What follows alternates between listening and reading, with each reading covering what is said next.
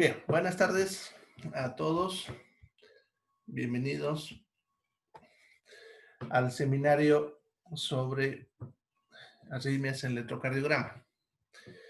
Para los que no me conocen, porque estoy viendo varios nuevos, soy el doctor René Ricardo Acebey, el que les va a dirigir hoy día sobre este tema. Lo he dividido en 4 partes que son del Zoom, que me da solamente 40 minutos. Ya, entonces les he enviado los enlaces al WhatsApp. Ya normalmente suele durar 2 horas, que son los 3 enlaces, pero siempre hago uno por si acaso, porque a veces por las preguntas se suelen alargar a veces un poquitito, ya, o por a veces algunas cositas de conexión o de ajustes. Bien, en cuanto a la forma, como vamos a desarrollar la charla de hoy, ya, más que todo en cuanto en las preguntas.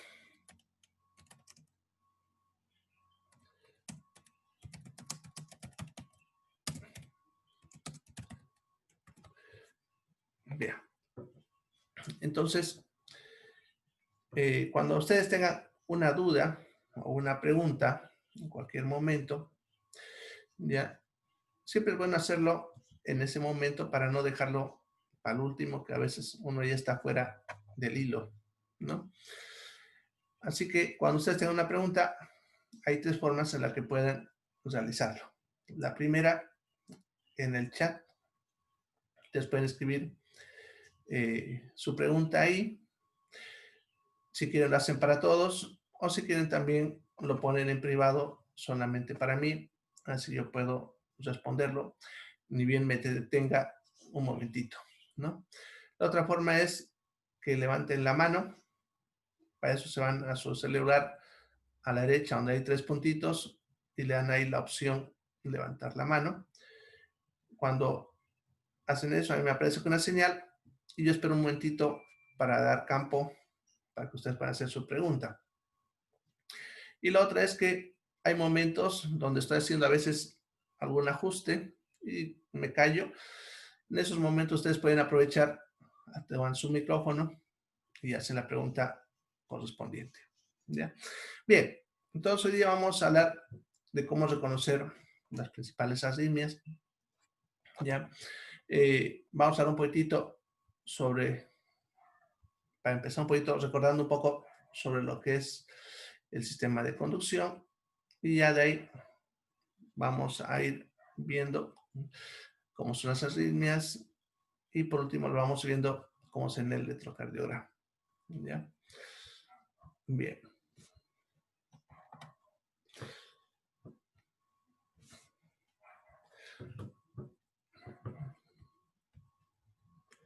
Bueno, entonces, el sistema de conducción, como recordarán, está formado por lo que es el nodo sinusal, el nodo AB, las conexiones entre ellos, que son las vías internodales o las haces internodales, que son 3, que aquí lo tenemos con estas líneas punteaditas. El otro que es el haz de Bachmann, que va hacia la aurícula del lado izquierdo. Del nodo AB sale el famoso haz de His, que luego se divide en sus 2 ramas principales, ¿no?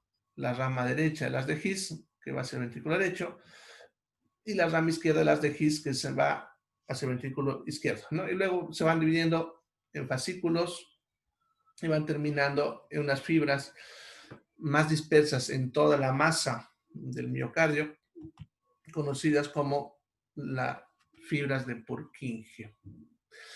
Ya. Bien.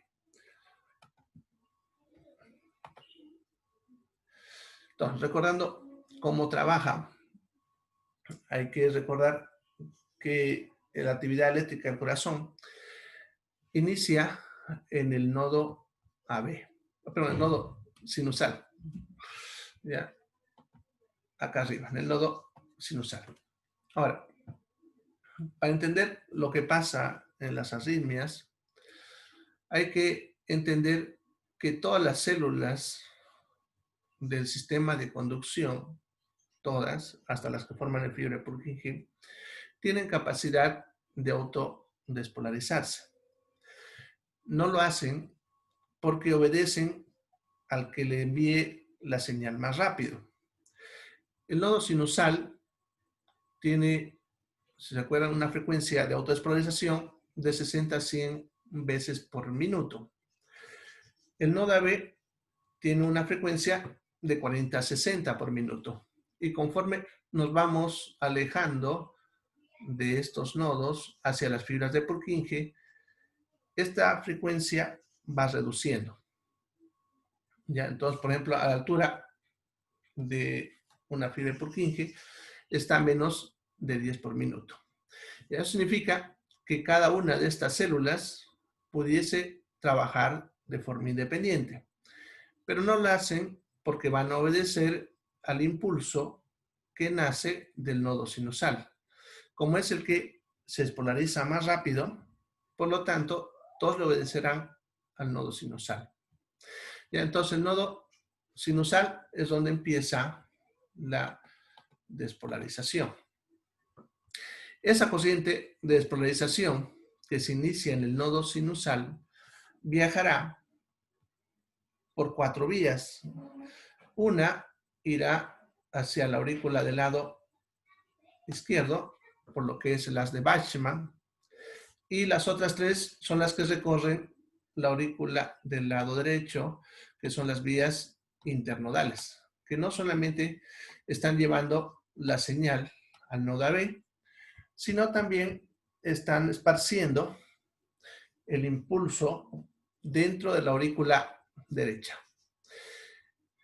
El impulso entonces sale en estas 4 vías al mismo tiempo, de tal manera que el impulso se va a distribuir de forma pareja, primero por las aurículas, haciendo por lo tanto que las aurículas empiecen su trabajo, que es la contracción de las aurículas en lo que es el primer tiempo. Ahora, el nodo AB recibe la señal que le está enviando el nodo sinusal a través de las 3 vías internodales. Pero el nodo AB es un poco más lento en procesar ese impulso. Por lo tanto, retrasa la señal. Ya, ese retraso es importante para lo que es la sincronización cardíaca. Eso significa que la aurícula trabaja en un tiempo y el ventrículo trabaja en un tiempo diferente. Sin embargo, ambos hacen el mismo ritmo. Ya eso lo llamamos sincronización cardíaca. ¿Ya? Entonces, cuando la señal se retrasa acá, ¿ya? Hasta eso, las aurículas se están contrayendo. Luego, ese impulso consigue pasar del nodo AB y se empieza a esparcir en los ventrículos. ¿Ya? Se empieza a esparcir en los ventrículos. En ese momento, ya lo que son las aurículas están en su fase de repolarización, mientras en los ventrículos están empezando la despolarización. Por lo tanto, está empezando la contracción muscular, ¿no? Bien, así es como viaja la señal. Ahora, esa es la vía normal. Para entender las arritmias hay que entender que fallas en estos sistemas puede generar las arritmias. ¿Ya? Por ejemplo, el hecho que se corte una vía, que suele generar los famosos bloqueos, que vamos a ver más adelante. Ya, por ejemplo, si cortamos las 3 vías internodales, entonces el nodo AB ya no recibe la señal del nodo sinusal y por lo tanto el nodo AB empieza su propio automatismo haciendo que los ventrículos trabajen una frecuencia de entre 40 a 60 por minuto, mientras las aurículas siguen trabajando a entre 60 a 100 por minuto. ¿Ya? Entonces, que se dañe en algún punto va a generar eso. Si tenemos, por ejemplo, que se corta acá, pongámosle en este punto. Entonces, a ver, vamos a hacerlo mejorcito. ¿Ya? Entonces la señal viajará por acá, pasará a lo que son los haz de Higgs y sus ramas, viajará y pongámosle, como decía, que el corte es en este punto. ¿Ya? Entonces las aurículas trabajan normal y los ventrículos trabajan normal, todo hasta acá. Como el corte es ahí, esta zona del corazón no estará, por lo tanto, obedeciendo a lo que es el resto del corazón, ¿ya? Y por lo tanto, este hará su propio automatismo. ¿Ya? Bien. También pueden haber conexiones anómalas, que son los fenómenos de reentrada que se llaman, que a veces por alguna lesión, infarto o de nacimiento pudiese haber una conexión anómala en este punto, por decir, de tal manera que la señal llega y vuelve a entrar, generando un nuevo impulso, y eso suele generar a unas formas de arritmias. Bien, eso lo vamos a ver sí, después. Bien, entonces, en el electrocardiograma, que es lo que vamos a ver hoy, para ir reconociendo, recordando, ya lo que es la onda P representa lo que es la fase de despolarización de las aurículas, que es cuando el impulso está corriendo desde el nodo sinusal hacia las aurículas. Eso es la vía, lo que es la onda P. Luego, cuando el aurícula está en plena contracción, entre en fase de meseta, ¿ya? Que es el intervalo PR, desde la P hasta la R, ¿ya?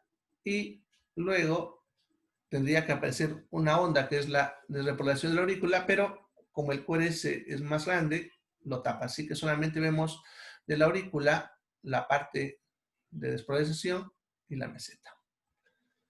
Luego, cuando ese impulso llega al nodo AB, de aquí el impulso empieza a correr hacia lo que son los ventrículos y se empieza, por lo tanto, a despolarizar. Es lo que nos muestra la parte del QRS. Entonces, el QRS nos está mostrando esa fase de despolarización de todo el ventrículo, que es cuando está empezando la contracción también.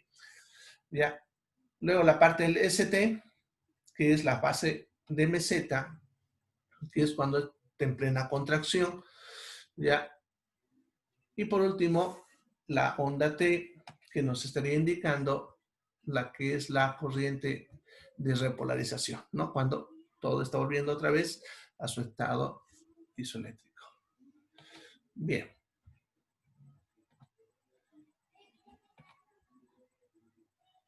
Bueno, recordando un poquito otra vez, en base a la anterior imagen, las partes del electrocardiograma. Ya tenemos la onda P, que aquí la representamos con rojo, el QRS con azulito y la onda T con celeste. Los intervalos PR, que van desde el inicio de onda P hasta el inicio de onda Q, lo que es el intervalo QT, desde el empiezo de la onda Q hasta donde termina la T. Y los segmentos PR, entre la fase donde termina la P y donde empieza la Q o la R, ¿no? Dependiendo qué es lo que aparezca. Y lo que es el ST, desde donde termina la S hasta donde empieza la onda T. Ya, más que todo, vamos a ver ahora estos segmentos, que es lo que nos va a ayudar a reconocer el tipo de arritmia. Bien, recordando el electrocardiograma. Bien, la hojita del electrocardiograma nos va a hacer en un papel cuadriculado, donde su cuadrícula más pequeña representa 1 milímetro, tanto en dirección vertical como horizontal. Ya, en dirección vertical me va a representar el voltaje y en la horizontal el tiempo, ¿no? Y aquí están los equivalentes para ir recordando los valores, ¿ya? En altura, el voltaje que decía 1 milímetro o un cuadrado pequeño representa 0,1 milivoltios. ¿Ya? Si juntamos 5 cuadrados pequeños, forman la cuadrícula grande, formada por cuadrados de mayor tamaño, que son de 5 milímetros. Entonces, en altura, un cuadrado grande sería 0,5 milivoltios. Y un milivoltio, que es el estándar, son 2 cuadrados grandes. En horizontal sería el tiempo, perdón, ¿ya? Y un milímetro, que es un cuadrículo pequeño, sería 0,04 segundos. Por lo tanto, en un cuadrado grande, que son 5 cuadraditos pequeños, sería 0,20 segundos. Sería 5 por 0,04. ¿Ya? Por lo tanto, por ejemplo, cuando hablamos del QRS en cuanto a su valor normal, vamos a decir que es menor a 0,1 segundo. Entonces la distancia del QRS debe ser 2 cuadrados y medio para ser considerado normal. Más que eso va a significar algo, ya vamos a ver más adelante. Entonces por eso es importante recordar los valores, ¿ya?, de lo que representa cada cuadradito en el electrocardiograma. Entonces, bien, cada cuadrado pequeño es 0,04 segundos en lo que es el tiempo, que es lo que más vamos a usar hoy. Bien.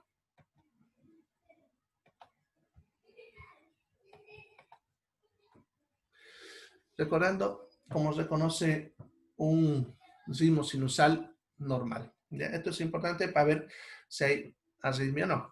Si encontramos un electrocardiograma y observamos todas estas constantes que ven aquí en esta diapositiva, no hay arritmia. Si vemos que alguna de estas está alterada, entonces tenemos que buscar qué tipo de arritmia es el que estamos encontrando. Bien, primero tenemos que observar la onda P, ¿ya? Siempre la onda P va a ser positiva,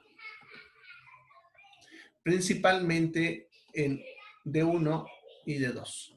La única que puede ser negativa es en ABR. Después todas tendría que estar positiva, pero es más visible en D1 y D2. Y además debe ser uniforme. Significa que su formita no está alterada. ¿Ya? Cada onda P, siempre después de la onda P, debe haber un QRS. ¿Ya? Esto también debemos verlo, ya que si nosotros vemos que hay QRS sin ondas P, estamos hablando de alguna forma de arritmia. ¿Ya? Entonces, por eso dice siempre, después de cada P, debe haber un QRS. Y la distancia es importante también. ¿Ya? ¿Qué distancia hay entre el P y el QRS? El intervalo PR, que es el que está hablando ahorita, debe ser, como ven, entre 0,12 y 0,20 para que sea considerado normal. ¿Ya? El complejo QRS no debe ser mayor a 0,1 segundo. Bueno, y lo que decía hace rato, que esto es lo mismo, ¿no? Siempre antes de un QRS debe haber una onda P.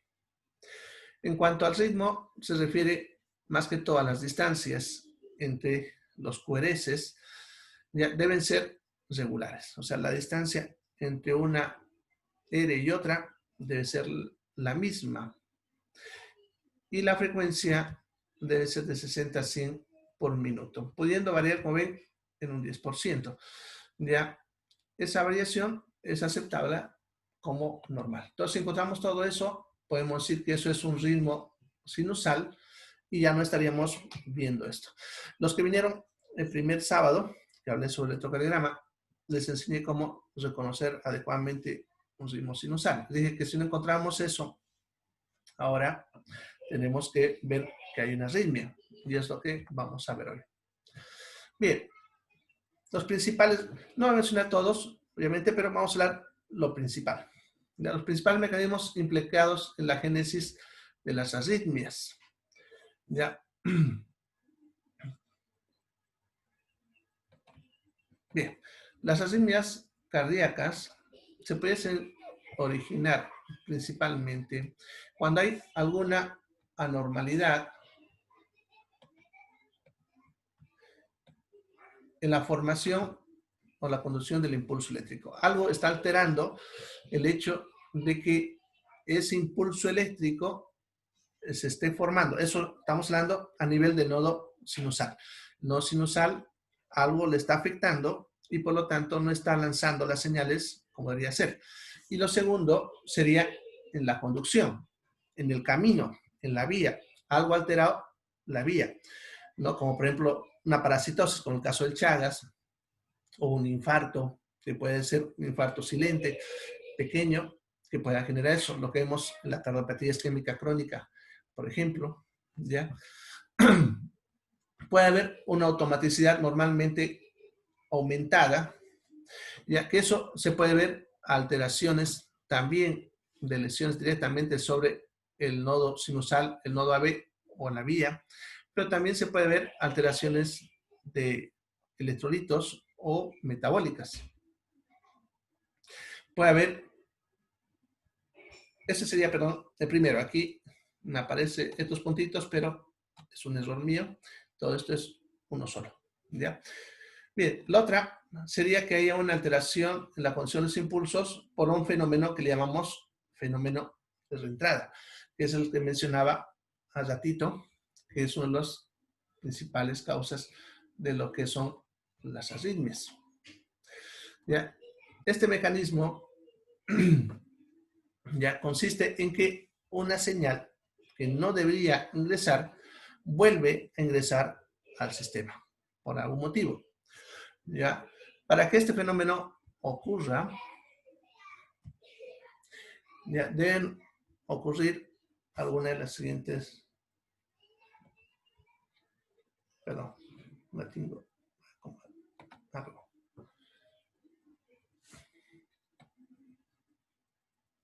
Ya, ahora sí. Bien. Ya ver al menos las siguientes condiciones. ¿Ya? Primero, debe haber un obstáculo con alguna bifurcación obligatoria. O sea, en algún punto de la vía tiene que haber algo que está obstaculizando el paso de la señal y haga que la señal se desvíe por otro camino, nos refiere. ¿Ya?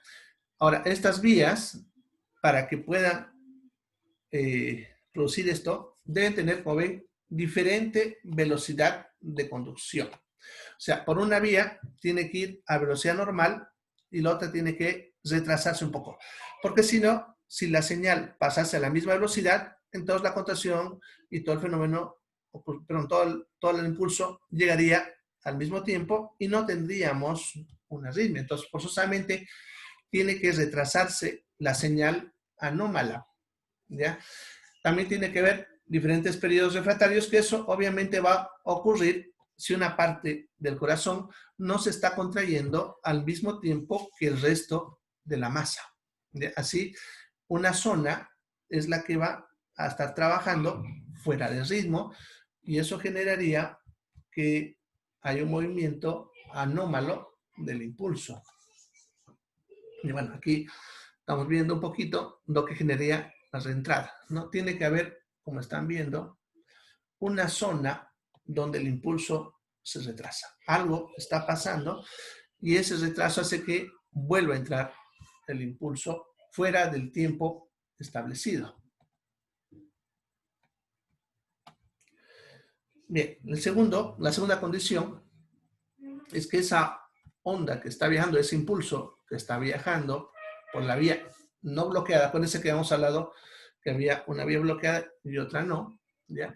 Está viajando a una velocidad relativamente lenta, lo cual va a permitir que haya una excitación retrógrada desde el sitio donde ocurrió el bloqueo en la otra vía.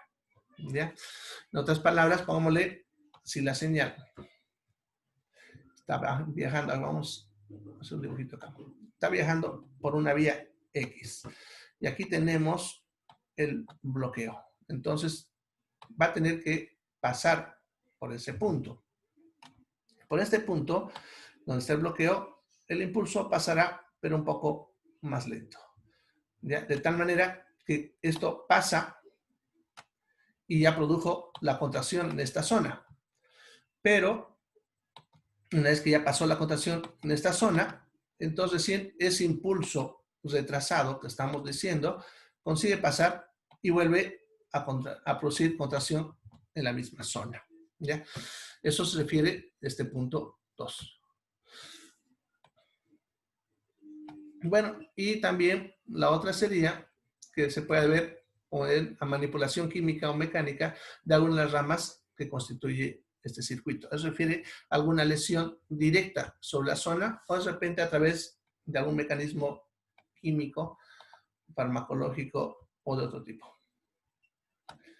Bien, entonces, definiendo qué es una central. Antes de eso, se me va a cortar en 8 minutos, así que ya saben, se corta y se van al que les puse en el WhatsApp que dice segunda parte. ¿Ya? Por ahí yo me descuido y no me doy cuenta y se me corta. ¿Ya? Bien. Entonces, como decía, vamos a definir, entonces, ¿qué es una reentrada?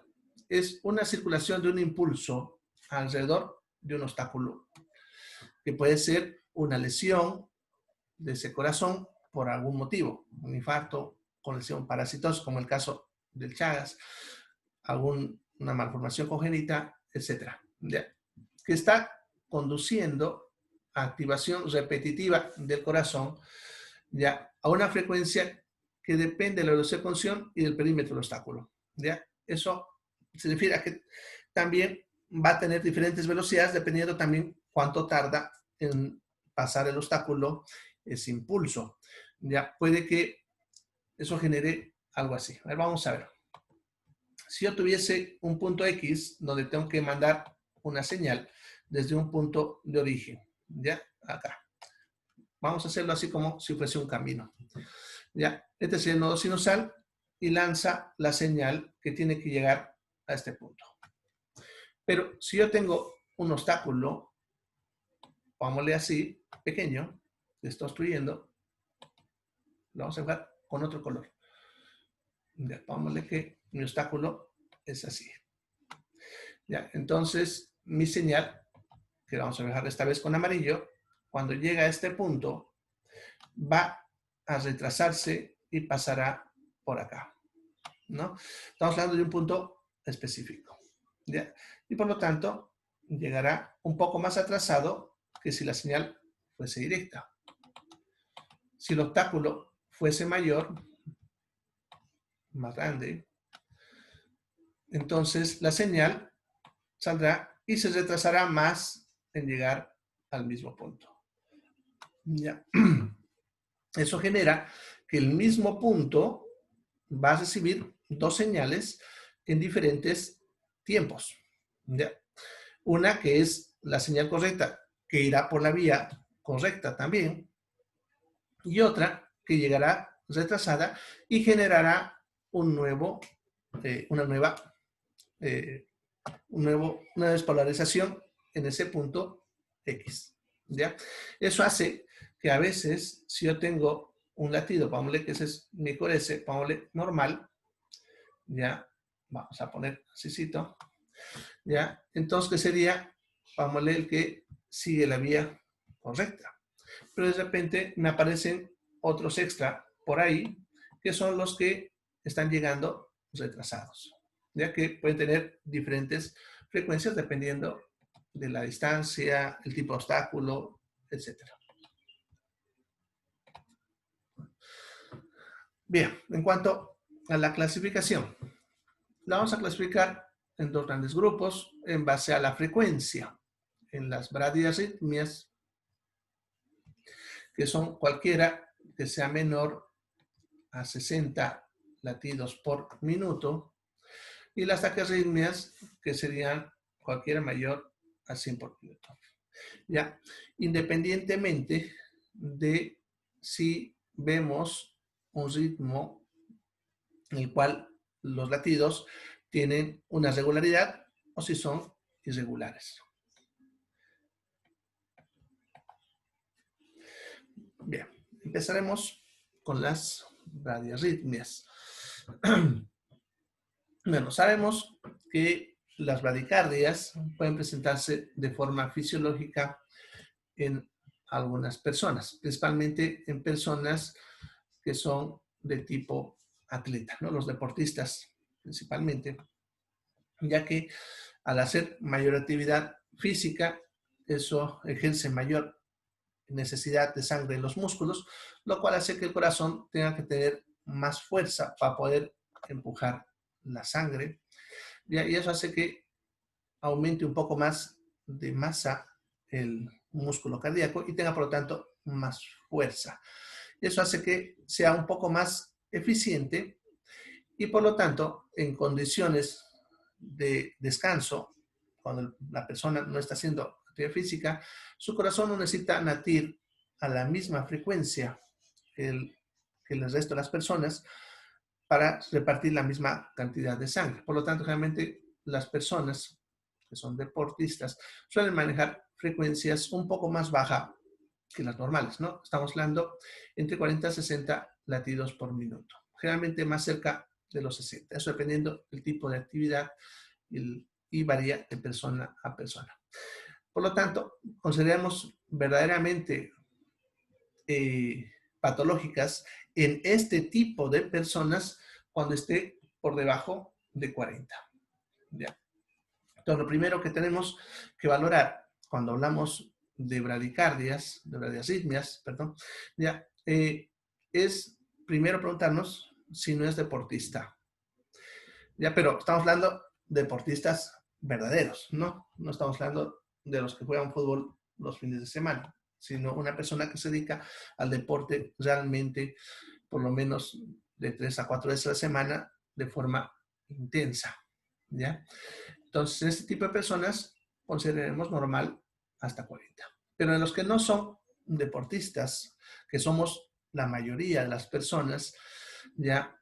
Entonces, manejamos el valor fisiológico, que es el de 60 latidos por minuto, ¿no? Cualquier debajo de eso será considerado que es una bradiarritmia. Ahora, también hay que tomar en cuenta la presencia de sintomatología, ¿ya? Porque puedo tener de repente una persona atleta, ¿ya? Que tal vez en condiciones normales él manejaba alrededor de 50, pero está en 44, pero está sintomático. Entonces, también hay que tener en cuenta eso, ¿ya? La sintomatología. Entonces, si el paciente está sintomático, puede que sí sea algo patológico. Bien, generalmente se suelen deber a patologías que afectan directamente al nodo sinusal, puede ser al nodo auriculoventricular o lo que son el sistema de His y Purkinje.